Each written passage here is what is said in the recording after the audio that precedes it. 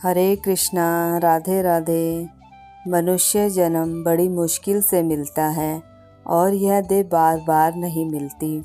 जिस तरह पेड़ से पत्ता झड़ जाने के बाद फिर वापस कभी डाल में नहीं लग सकता, इसी प्रकार दुर्लभ मनुष्य जन्म को पहचानिए और अच्छे कर्मों में लग जाइए। दोस्तों, आज मेरी कहानी का विषय है कलयुग का जो समय चल रहा है यही सबसे श्रेष्ठ माना गया है। आप इस कहानी को सुनिए और कमेंट बॉक्स में लिखकर ज़रूर बताना कि कैसी लगी आपको यह कथा। तो चलिए कथा शुरू करते हैं। एक बार बड़े बड़े ऋषि मुनि एक जगह जुटे तो इस बात पर विचार होने लगा कि कौन सा युग सबसे बढ़िया है। बहुतों ने कहा सतयुग, कुछों ने कहा त्रेता, तो कुछ द्वापर को श्रेष्ठ बता रहे थे। जब एक राय ना हुई, यह तय हुआ कि जिस काल में कम प्रयास में ज़्यादा पुण्य कमाया जा सके, साधारण मनुष्य भी सुविधा अनुसार धर्म कर्म करके पुण्य कमा सके, उसे ही श्रेष्ठ माना जाएगा। विद्वान आसानी से कभी एक मत हो ही नहीं सकते। कोई हल निकलने के बजाय विवाद और भड़क गया। सबने कहा झगड़ते रहने से क्या फ़ायदा, व्यास जी सबसे बड़े हैं, उन्हीं से पूछ लेते हैं, वह जो कहें उसे मानेंगे। सभी व्यास जी के पास चल दिए। व्यास जी उस समय गंगा में स्नान कर रहे थे। सब महर्षि के गंगा से बाहर निकलने का इंतजार करने लगे। व्यास जी ने भी सभी ऋषि मुनियों को तट पर जुटते देखा तो एक गहरी डुबकी लगा ली। जब बाहर निकले तो उन्होंने एक मंत्र बोला। वह मंत्र स्नान के समय उच्चारण किए जाने वाले मंत्रों से बिल्कुल अलग था। ऋषियों ने व्यास जी को जपते हुए सुना, कलयुग ही सर्वश्रेष्ठ है, कलयुग ही सर्वश्रेष्ठ है। इससे पहले कि ऋषिगण कुछ समझते, व्यास जी ने फिर डुबकी लगा ली। इस बार ऊपर आए तो बोले, शूद्र ही साधु है, शूद्र ही साधु हैं। यह सुनकर मुनिगण एक दूसरे का मुंह ताकने लगे। व्यास जी ने तीसरी डुबकी लगाई। इस बार निकले तो बोले, स्त्री ही धन्य है, स्त्री ही धन्य है। ऋषि मुनियों को यह माजरा कुछ समझ में नहीं आया। वे समझ ही नहीं पा रहे थे कि व्यास जी को यह क्या हो गया है, यह कौन सा मंत्र और क्यों मंत्र पढ़ रहे हैं। व्यास जी गंगा जी से निकले और सीधे अपनी कुटिया की ओर बढ़े।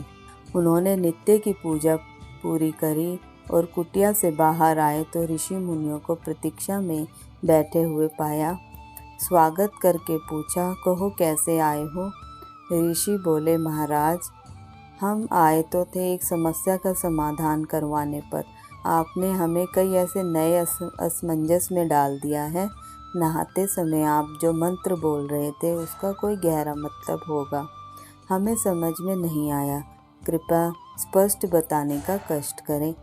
व्यास जी ने कहा, मैंने कहा कलयुग ही श्रेष्ठ है, शूद्र ही साधु है और स्त्री ही धन्य है। यह बात ना तो बहुत गोपनीय है, ना इतनी गहरी कि आप जैसे विद्वानों की समझ में ना आए। फिर भी आप कहते हैं तो कारण बता देता हूँ। जो फल सतयुग में 10 वर्ष के जप तप पूजा पाठ और ब्रह्मचार्य पालन करने से मिलता है, वही फल त्रेता में मात्र 1 वर्ष और द्वापर में 1 महीना, जबकि कलयुग में केवल 1 दिन में ही मिल जाता है। सतयुग में जिस फल के लिए ध्यान त्रेता में यज्ञ और द्वापर में देवी देवताओं के निमित्त हवन पूजन करना पड़ता है, कलयुग में उसके लिए केवल श्री कृष्ण का नाम जाप करने से ही पर्याप्त हो जाता है। कम समय और कम प्रयास में सबसे अधिक पुण्य लाभ के चलते मैंने कलयुग को सबसे श्रेष्ठ कहा है। ब्राह्मणों को जनेऊ कराने के बाद कितने अनुशासन और विधि विधान का पालन करने के बाद पुण्य प्राप्त होता है, जबकि शूद्र केवल निष्ठा से सेवा दायित्व निभाकर वह पुण्य लाभ अर्जित कर सकते हैं। सब कुछ करते हुए वे ऐसा करते भी आए हैं, इसलिए शूद्र ही साधु हैं। स्त्रियों का न सिर्फ उनका योगदान महान है, बल्कि वे सबसे आसानी से पुण्य लाभ कमा लेती हैं। मन वचन कर्म से परिवार को समर्पित सेवा ही उनको महान पुण्य दिलाने के लिए पर्याप्त है। वे अपनी दिनचर्या में ऐसा करती हैं, इसलिए वह धन्य हैं। मैंने अपनी बात बता दी। अब आप लोग बताएं कि कैसे पधारना हुआ। सभी ने एक सुर में कहा, हम लोग जिस काम से आए थे, आपकी कृपा दृष्टि से वह पूरा हो गया है। महर्षि व्यास ने कहा, आप लोगों को नदी के तट पर मैंने देखकर अपने ध्यान में और अपने बल से आपके मन की सारी बात जान ली थी। इसीलिए डुबकी लगाने के साथ ही जवाब भी देता गया था। सभी ने महर्षि व्यास जी की पूजा की और अपने अपने स्थान को लौट गए। जय जय श्री राधे। तो चलिए मेरे साथ महामंत्र का उच्चारण करें। हरे कृष्णा कृष्णा कृष्णा हरे हरे, हरे राम राम राम हरे हरे।